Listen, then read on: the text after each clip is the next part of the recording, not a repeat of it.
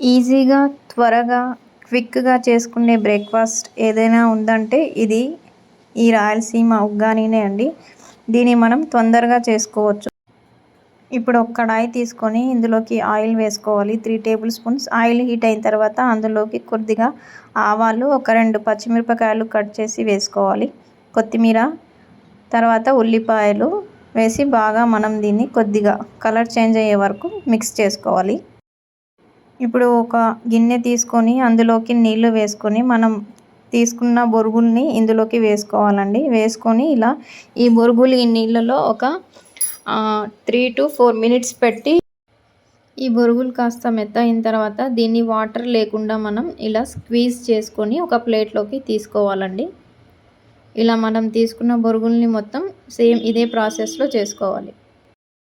ఇప్పుడు ఆనియన్స్ కొద్దిగా colour change అయిన తర్వాత మనం దీంట్లోకి ఒక టమాటాను కట్ చేసి దీంట్లోకి వేసుకోవాలండి. ఈ టమాటా కొద్దిగా మెత్తగా అయ్యే వరకు మనం దీన్ని ఫ్రై చేసుకోవాలి.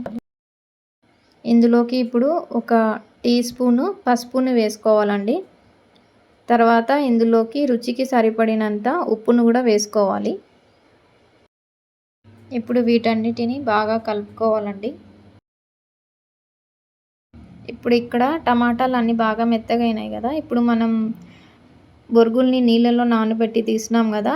ఆ బొరుగుల్ని ఇందులోకి వేసుకొని ఇందులోకి కొద్దిగా పప్పుల పొడి వేయాలండి.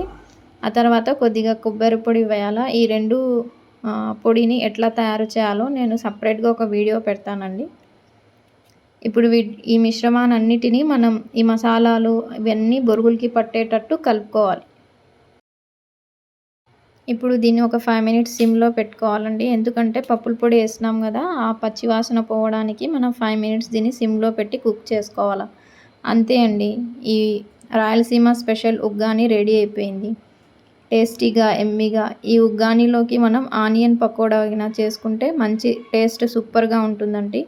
ఆనియన్ పకోడా ఎలా చేసేయాలి అని మీకు ఎవరికైనా తెలియకపోతే ప్రీవియస్ వీడియోస్లో ఉంది అండి, చూసి ట్రై చేయండి.